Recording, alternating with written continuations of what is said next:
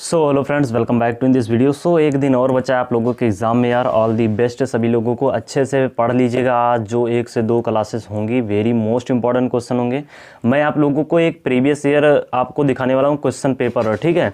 मतलब उसमें सभी हैं, लगभग 75 पेज का है, तो सभी के सभी क्वेश्चन आपको उसमें मिल जाएंगे। हिंदी, इंग्लिश, उसके बाद history, polity, geography, current affair, mathematics, reasoning, सभी के।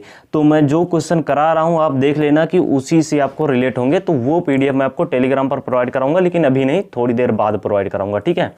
ये क्वेश्चन पहले देख लेना सभी लोग, वेरी मोस्ट इंपॉर्टेंट है। एंड यार जो मतलब एग्ज़ाम डेट से रिलेटेड डाउट थे बहुत बच्चों के कि एग्ज़ाम क्या पहले हो गया है, क्या बाद में हो गया, टाइमिंग क्या चेंज हो गया, तो सुबह मैंने आप सभी को क्लियर कर दिया था एंड उसकी पीडीएफ भी टेलीग्राम पर दे दिया था आप सभी को। तो लिंक डिस्क्रिप्शन बॉक्स में, प्लीज़ जाकर अच्छे से देख लीजिए। अगर वीडियो मतलब एक बार में समझ में नहीं आ रहा तो वीडियो को 2 से 3 बार रिवाइज करके देखिए, आपको डेफिनेटली क्लियर हो जाएगा सभी के सभी डाउट, ठीक है। तो शुरुआत करते हैं आज के इस वीडियो को। एंड अगर आप चैनल पर पहली बार आए हो तो प्लीज़ यार सब्सक्राइब कर दीजिए, वीडियो अच्छी लगे तो लाइक भी कर दीजिएगा। ये सभी के सभी क्वेश्चन वेरी मोस्ट इंपॉर्टेंट है, देख लेना फ्रेंड्स। इसी से क्वेश्चन आपके एग्जाम में पूछे जाएंगे, ठीक है। 100% यार क्वेश्चन तो आएंगे ही आएंगे, चाहे कुछ ही क्वेश्चन है लेकिन आएंगे जरूर क्वेश्चन, ठीक है। तो चलिए स्टार्ट करते हैं। फर्स्ट है यहाँ पर, करें कि विश्व वन्य जीव निधि का शिलान्यास किस वर्ष में किया गया। विश्व वन्य जीव निधि का शिलान्यास किस वर्ष में किया गया। भैया बताना है, क्या 1962 में किया गया, 1961 में किया गया, 1963 में किया गया, फिर 1964 में किया गया। अगर हम बात करें फ्रेंड्स वन्य जीव निधि, देखो वन्य जीव से रिलेटेड क्वेश्चन बहुत ज़्यादा आते हैं, क्योंकि जो वाइल्ड लाइफ होती है हमारी ना, वहाँ से बहुत ज़्यादा क्वेश्चन आते हैं। तो इसका जो राइट आंसर हो जाएगा फ्रेंड्स, वो हो जाएगा 1961। शुरू कब हुआ था? 19 अप्रैल को शुरू हुआ था, 1961 में, ठीक है। तो वेरी मोस्ट इंपॉर्टेंट है। आज थोड़े मैंने ये डेट वाले क्वेश्चन ज़्यादा लेकर आया हूँ, क्योंकि यार ये बहुत ज़्यादा पूछे जाते हैं एग्जाम में एंड काफ़ी और भी इंटरेस्टिंग क्वेश्चन है। जैसे कि जो भारत होते हैं ना, उनके पड़ोसी देश जो होते हैं उनसे भी क्वेश्चन बहुत आते हैं कि उनकी राजधानी क्या है, उनकी मुद्रा क्या है, उनके प्रेसिडेंट कौन है, इस तरीके से क्वेश्चन आते हैं, बहुत ज़्यादा क्वेश्चन आते हैं एग्जाम में। अगर आप प्रीवियस ईयर क्वेश्चन कहीं से भी देखे होंगे तो आपको तो पता ही होगा, वैसे आपको बताने की जरूरत तो नहीं है। चलिए नेक्स्ट क्वेश्चन की तरफ चलते हैं। कह रहे कि संसार में स्वर्ण का सबसे बड़ा उत्पादक देश कौन है। स्वर्ण मतलब सोना फ्रेंड्स। सोना का सबसे ज़्यादा उत्पादक कौन करता है। तो सोना का अगर हम बात करें फ्रेंड्स ना, तो चाइना है, लगातार 6 वर्षों से टॉप पर है, लगातार 6 वर्षों से नंबर 1 पर है। इसके पहले कौन था? तो इसके पहले ऑस्ट्रेलिया था। अभी ऑस्ट्रेलिया कितने नंबर पर है? ऑस्ट्रेलिया दूसरे नंबर पर है, ठीक है। फिर रूस है। इंडिया तो बहुत पीछे है, हालांकि सबसे ज़्यादा सोना उपयोग कौन करता है उस मामले में इंडिया बहुत आगे है, इंडिया नंबर 1 पर है। सबसे ज़्यादा सोना का उपयोग कौन करता है? इंडिया करता है। सबसे ज़्यादा सोना उत्पादित कौन करता है? चाइना करता है। दूसरे नंबर पर ऑस्ट्रेलिया है, ठीक है। कितना है? लगभग 420 टन के आसपास सोना ये उत्पादित करता है चाइना। एंड भारत बहुत ही ज़्यादा कंज्यूम करता है, तो भारत सोना को इंपोर्ट बहुत ज़्यादा करता है, ठीक है। चलिए, भारत के हर एक घर में आपको सोना तो देखने को ही मिलेगा, चाहे थोड़ा ही हो। चलिए नेक्स्ट है, कह रहा है कि अफ्रीका में कहाँ पर सबसे ज़्यादा, किस देश में। ये फ्रेंड्स क्वेश्चन थोड़ा सा मिसमैच हो गया, तो इसको हम काट देते हैं, ठीक है। तो ये क्वेश्चन स्किप करते हैं फ्रेंड्स, ये क्वेश्चन की फ्रेमिंग ही थोड़ी मिसमैच हो गई है। चलिए नेक्स्ट देख लेते हैं अपना क्वेश्चन नंबर 4। अभी यहाँ से सही है। मानव रुधिर का पीएच मान कितना है। चलो भाई साइंस वाले, अगर साइंस पढ़ते हो तो बता दो फटाफट से कि पीएच मान कितना होता है मानव रुधिर का। 7.4 होता है, 7.56 होता है, 10 होता है, फिर 6.5 होता है। एंड एक और चीज़ यार, आप कमेंट किया करो, मैं कमेंट पढ़ता हूँ तभी मैंने आप लोगों का रिप्लाई कर पाया, ठीक है। जो एग्जाम डेट से रिलेटेड प्रॉब्लम था, क्योंकि ऑफिशियल इलाहाबाद यूनिवर्सिटी के साइट पर नहीं आया था, न्यूज़ में तो आया ही था। तो आपने डाउट पूछा तो मैंने उसको बताया, ठीक है। तो आपके अगर कोई भी डाउट है तो प्लीज़ टेलीग्राम पर पूछिए। मैं वहाँ पर एक एक डाउट का रिप्लाई तो नहीं कर पाऊंगा, या फिर कर भी दूंगा कभी कभी, लेकिन मैं वीडियो के थ्रू आपके सभी के डाउट क्लियर कर दूंगा। तो प्लीज़ आप डाउट जरूर पूछा करिए, ठीक है। तो अगर हम बात करें फ्रेंड्स मानव रुधिर का, या रुधिर मतलब होता है ब्लड, खून, तो उसका पीएच मान जो होता है फ्रेंड्स वो होता है 7.4। अच्छा, 0 से 7 तक क्या होता है? 0 से 7 तक अम्लीय होता है ना, 7 से 14 तक क्या होता है? क्षार होता है। तो क्या हम कह सकते हैं कि जो मानव रुधिर का, जो मानव का खून होता है वो हल्का क्षारीय होता है, हल्का सा। चलिए बता दीजिएगा आप सभी लोग। नेपाल की मुद्रा है यूरो, इनमें से कोई नहीं, क्यात या फिर रुपया। नेपाल की जो मुद्रा है ना वो रुपया। रुपया कितने देश की मुद्रा है? रुपया लगभग 7 से 8 देश की मुद्रा है, ठीक है। बहुत ही देश की मुद्रा रुपया है, आपको पता होना चाहिए। इसका नाम है, पूरा नाम है नेपाली रुपीज़, ठीक है, नेपाली रुपीज़। चलिए नेक्स्ट क्वेश्चन की तरफ चलते हैं। जैसे श्रीलंका का है श्रीलंका रुपीज़, ठीक है ना। ऐसे तो इंडोनेशिया का है भी रुपीज़ है, एंड भूटान का तो नहीं है, उसका क्या बोलते हैं, बांग्लादेश का टका है। तो यार कुछ देश जैसे पाकिस्तान का उसका भी रुपी ही है, ठीक है ना। इंडोनेशिया तो हो ही गया। तो कुछ इस तरीके से हैं जिनके मुद्रा रुपीज़ हैं। चलिए लीग ऑफ नेशन की स्थापना कब हुई थी? 10 मार्च 1921 को, 10 जनवरी 1920 को, 10 अप्रैल 1920 को, या फिर 10 अप्रैल 1921 को। देखो यार कुछ क्वेश्चन आपको लगेंगे कि यार ये कहाँ से क्वेश्चन आ गए, लेकिन वही क्वेश्चन एग्जाम में पूछे जाते हैं, बहुत बार पूछे गए, मल्टीपल टाइम पूछे गए हैं, एंड यार वेरी मोस्ट इंपॉर्टेंट है। चलिए देख लेते हैं। तो अगर हम बात करें लीग ऑफ नेशन की, तो ये स्टार्ट हुआ था भैया 1920 में 10 जनवरी को। तो 10 जनवरी 1920 को स्टार्ट हुआ, हाँ ठीक है फ्रेंड्स, 10 जनवरी 1920 को स्टार्ट हुआ था लीग ऑफ नेशन। अगर किसी भी क्वेश्चन में आपको त्रुटि लगती है तो प्लीज़ कमेंट बॉक्स में बता देना कि इस क्वेश्चन का आंसर ये होगा, एंड क्यों होगा वो भी बताना। संयुक्त राष्ट्र संघ का मुख्यालय कहाँ स्थित है? न्यूयॉर्क में, जिनेवा में, द हेग में। अगर बात करें यूनाइटेड नेशन का, तो ये फ्रेंड्स कहाँ पर स्थित है? ये स्थित है न्यूयॉर्क में। न्यूयॉर्क कहाँ पर है भैया? न्यूयॉर्क किस सिटी, मतलब किस कंट्री के अंतर्गत आता है, बता देना। चलिए नेक्स्ट क्वेश्चन की तरफ चलते हैं। कह रहा है कि क्वेश्चन नंबर 8 है आपके सामने। कह रहा है कि विश्व व्यापार संगठन का मुख्यालय कहाँ स्थित है? स्विट्जरलैंड में, नॉर्वे में, जिनेवा में, या फिर इनमें से कोई नहीं। तो अगर हम बात करें विश्व व्यापार संगठन यानी कि WTO, तो WTO का जो मुख्यालय स्थित है फ्रेंड्स वो स्थित है जिनेवा स्विट्जरलैंड में। तो इसका दोनों राइट आंसर हो जाएगा यार, क्योंकि जिनेवा जो है स्विट्जरलैंड में ही है, तो यहाँ पर ए और बी दोनों होना चाहिए था वैसे। तो यार देखो जिनेवा भी होगा स्विट्जरलैंड भी होगा, क्योंकि जिनेवा के अंदर है, मतलब स्विट्जरलैंड के अंदर जिनेवा है, तो जिनेवा में स्थित है। WTO क्या होता है? ये फ्रेंड्स जो इंटरनेशनल ट्रेड होता है उसको कंट्रोल करता है, यानी कि किस मतलब किसी भी जो गुड्स है उस पर कितने टैरिफ लगाने हैं या फिर टैक्स लगाने हैं, या फिर जैसे वैसे तो टैक्स कंट्री वाइज लगते हैं, बट उनको कंट्रोल करना है कि अगर आप सब्सिडी दे रहे हो अपने देश में तो हम ये वाला जो प्रोडक्ट है आपका बाहर नहीं जाने देंगे, या फिर कुछ इस तरीके से बैन भी लगाती है, ठीक है।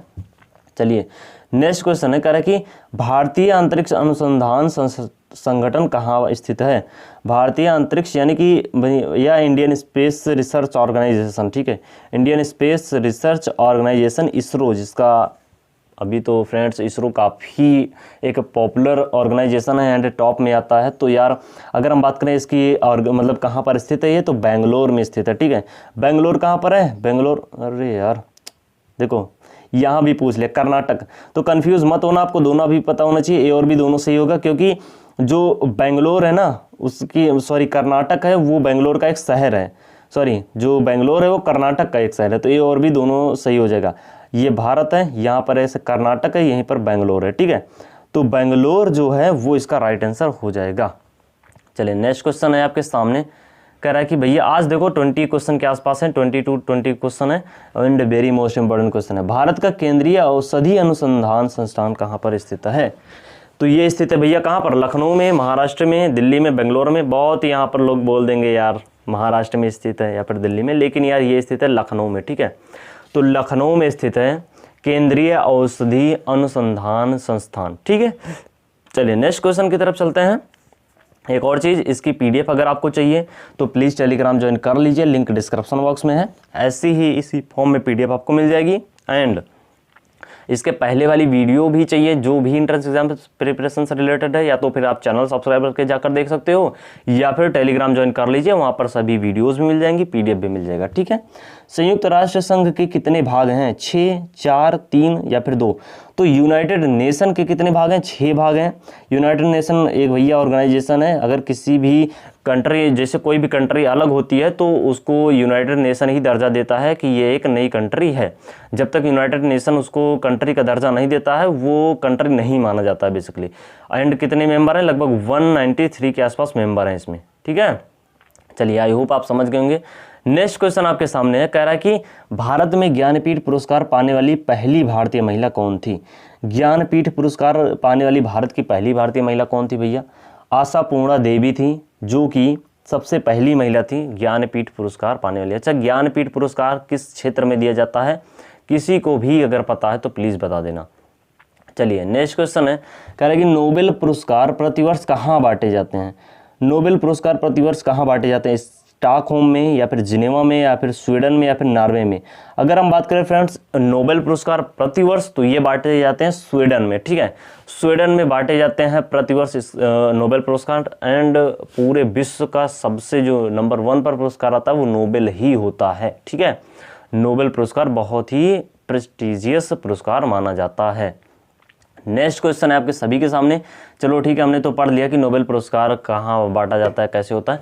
अब ये बताना है कि नोबेल पुरस्कार की स्थापना किस देश ने किया था। नोबेल पुरस्कार किस देश से शुरू हुआ था, स्टॉकहोम से, जिनेवा से, या फिर स्वीडन से, या फिर नॉर्वे से। तो अगर हम बात करें फ्रेंड्स नोबेल पुरस्कार शुरुआत कहाँ से हुई थी, तो वो भी स्वीडन से ही हुआ था, ठीक है। तो स्वीडन इसका राइट आंसर हो जाएगा। चलिए, आई होप आपको वीडियो अच्छी लग रही होगी। अगर अच्छी लग रही है तो प्लीज़ लाइक कर दीजिए। नेक्स्ट क्वेश्चन है आपके सामने, प्रतिवर्ष कितने नोबेल पुरस्कार प्रदान किए जाते हैं। प्रतिवर्ष भैया कितने नोबेल पुरस्कार प्रदान किए जाते हैं, 7, 3, 2 या फिर 6।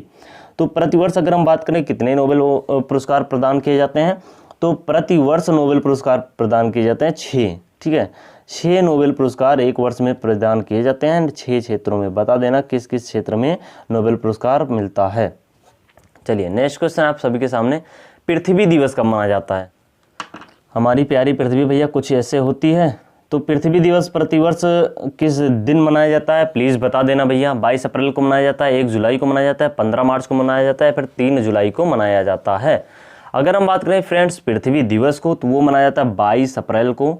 आपने देखा होगा कि अप्रैल में यार काफ़ी ज़्यादा दिवस होते हैं। वैसे हर महीने में ही अच्छे अच्छे दिवस होते हैं, क्योंकि यार हर महीना जो होता है अपने लिए स्पेशल ही होता है। चलिए नेक्स्ट है, भारत में वन महोत्सव दिवस कब मनाया जाता है। एंड यार एक चीज़ मैं बता दूं, जितने भी वीडियोज़ हैं इसके पहले प्लीज़ रिवाइज कर लीजिए फटाफट से। यार वेरी मोस्ट इंपॉर्टेंट है, आपके एग्ज़ाम में बहुत ज़्यादा हेल्प करेंगे, ठीक है। कल से आप लोगों के एग्ज़ाम शुरू हो जाएंगे, 2 से 7 तारीख तक आपके एग्ज़ाम है, तो बहुत ही ज़्यादा हेल्प करेंगे। भारत में वन महोत्सव दिवस कब मनाया जाता है, 1 जुलाई को, 22 अप्रैल को, 3 जुलाई को, या फिर 8 अप्रैल को। अगर हम बात करें फ्रेंड्स वन महोत्सव दिवस, तो ये कोई एक दिन नहीं मनाया जाता है, ये एक वीक का त्यौहार होता है। 1 जुलाई से शुरू होता है एंड 7 जुलाई को ख़त्म होता है। तो मतलब कि ये एक वीक तक चलने वाला त्यौहार है, ठीक है। तो भारत में वन महोत्सव दिवस कब मनाया जाता है, 1 जुलाई से 7 जुलाई के बीच में मनाया जाता है। तो अभी जो जुलाई बीती है उसी में मनाया गया है वन महोत्सव दिवस। कौन कौन मनाता है भैया, क्या आपने मनाया है, बता देना। विश्व ओजोन दिवस कब मनाया जाता है। ओजोन तो यार एक शील्ड की तरह काम करता है हमारे पृथ्वी के लिए, क्योंकि यार जो पराबैंगनी किरणें होती हैं जो कि हानिकारक होती हैं उनको रोकता है ओजोन, उनको अवशोषित कर लेता है। एंड वहाँ से जो हमारी किरणें केवल यूज़फुल होती हैं उन्हीं को ही पृथ्वी पर भेजता है। 10 अक्टूबर को, 5 नवंबर को, 16 सितंबर को, या फिर 15 अगस्त को। अगर हम बात करें विश्व ओजोन दिवस कब मनाया जाता है, तो ओजोन दिवस भैया मनाया जाता है यहाँ पर 16 सितंबर को, इसका राइट आंसर हो जाएगा। हालांकि ओजोन का क्षरण भी हो रहा है कहीं कहीं, तो ओजोन की परतें काफ़ी ज़्यादा मतलब कम हो गई हैं। बहुत लोग सोच रहे होंगे ओजोन ऐसे मोटे मोटे लेयर में होगी, ऐसे नहीं होते हैं। जैसे नॉर्मल स्काई होता है उसी तरीके से होता है, बट वहाँ पर कुछ ऐसी चीज़ें होती हैं जो कि नहीं आने देती हैं बेसिकली, जो हानिकारक प्रकाश होते हैं वो। अच्छा, क्या आप बता सकते हो कि हमें जो भी चीज़ें दिखाई देती हैं उसका रंग उस वैसे क्यों दिखाई देता है, जैसे समुद्र का रंग नीला क्यों दिखाई देता है, एंड जो पत्तियां होती हैं हरी क्यों दिखाई देती हैं, क्या आप बता सकते हो कि ऐसा क्यों होता है। चलिए नेक्स्ट क्वेश्चन है आप सभी के सामने, पनामा नहर का निर्माण किस वर्ष में हुआ था। पनामा नहर वेरी मोस्ट इम्पॉर्टेंट है। पनामा नहर एक है, एक सुएज नहर है, ये सब बहुत ही ज़्यादा इंपॉर्टेंट है। अगर हम बात करें पनामा नहर का निर्माण, तो ये भैया हुआ था 1914 में हुआ था, ठीक है। प्रथम विश्व युद्ध के समय इसका निर्माण किया गया था पनामा नहर का। वेरी मोस्ट इंपॉर्टेंट क्वेश्चन है। नेक्स्ट क्वेश्चन है, किसे दक्षिण भारत का मैनचेस्टर कहा जाता है। दक्षिण भारत का मैनचेस्टर कोयम्बटूर, केरल, कर्नाटक, या फिर इनमें से कोई नहीं। अगर हम बात करें फ्रेंड्स दक्षिण भारत के मैनचेस्टर का, तो वो कहा जाता है कोयम्बटूर। कोयम्बटूर इसका राइट आंसर हो जाएगा। एंड यार very most important question, again जितने भी क्वेश्चन है सभी के सभी क्वेश्चन वेरी मोस्ट इंपॉर्टेंट है। भारत का पहला उप प्रधानमंत्री कौन था। उप प्रधानमंत्री प्रधानमंत्री के बाद आता है, तो सरदार वल्लभ भाई पटेल थे। तो पहले प्रधानमंत्री कौन थे, पंडित जवाहरलाल नेहरू थे। हालांकि एक और चीज़, एक फैक्ट है, मैं बता दूं कि वहाँ पर मेजॉरिटी जो था सभी लोग ने बोला था कि सरदार वल्लभ भाई प्रधानमंत्री बनने चाहिए। केवल 2 से 3 लोग ने ही केवल इनके पंडित जवाहरलाल नेहरू के पक्ष में वोट किया था। बाकी जितने भी लोग थे ना, वो सभी लोग सरदार वल्लभ भाई पटेल के पक्ष में वोट किया था, लेकिन उसके बावजूद भी जवाहरलाल नेहरू को प्रधानमंत्री बना दिया गया था। ठीक है। नेक्स्ट क्वेश्चन आपके सामने है, कह रहा है कि प्रथम भारतीय उपग्रह कौन था। तो प्रथम भारतीय उपग्रह आर्यभट्ट थे। आर्यभट्ट कौन थे? आर्यभट्ट भैया एक मैथमेटिशियन थे हमारे प्यारे भारत के। तो आज के वीडियो में रखते हैं इतना ही। आई होप ये सभी के सभी क्वेश्चन आपको समझ में आए होंगे एंड सभी क्वेश्चन वेरी मोस्ट इंपॉर्टेंट है। जिस भाई को ये क्वेश्चन लग रहे हैं कि भाई काफ़ी इजी है, तो प्लीज़ भाई इसी प्रकार से क्वेश्चन जनरल नॉलेज में पूछे जाते हैं। हिस्ट्री में तो इस प्रकार के क्वेश्चन नहीं पूछे जाएंगे, क्योंकि हिस्ट्री यार अलग लेवल से ही आती है, मतलब जो पूछा जाता है, या फिर जियोग्राफी जो अलग लेवल से पूछी जाती है। ये तो मैं फ्रेंड्स जनरल नॉलेज में किसी एग्जाम में, जैसे अभी CUET PG जो हो रहा है उसमें जनरल नॉलेज के 25 क्वेश्चन है, तो 25 क्वेश्चन है। तो यार जनरल नॉलेज के में जो मैथ लिया रहेगा बच्चा, जो BC लिया रहेगा, तो उसके लिए फ्रेंड्स तो ये हिस्ट्री तो बहुत बड़ी हो जाएगी ना, जियोग्राफी तो यार जनरल ही पूछा जाता है। एंड देख लेना, मैं अभी एक PDF शेयर करूँगा कुछ समय बाद, तो आप देख लेना कि क्वेश्चन कैसे पूछे जाते हैं। तो आई होप आप समझ में आ गया होगा आप सभी को। चैनल पर पहली बार हो तो प्लीज़ सब्सक्राइब कर लीजिए, टेलीग्राम ज्वाइन कर लीजिए PDF के लिए। चलिए फ्रेंड्स, मिलते हैं नेक्स्ट वीडियो में, तब तक के लिए बाय बाय, टेक केयर, जय हिंद।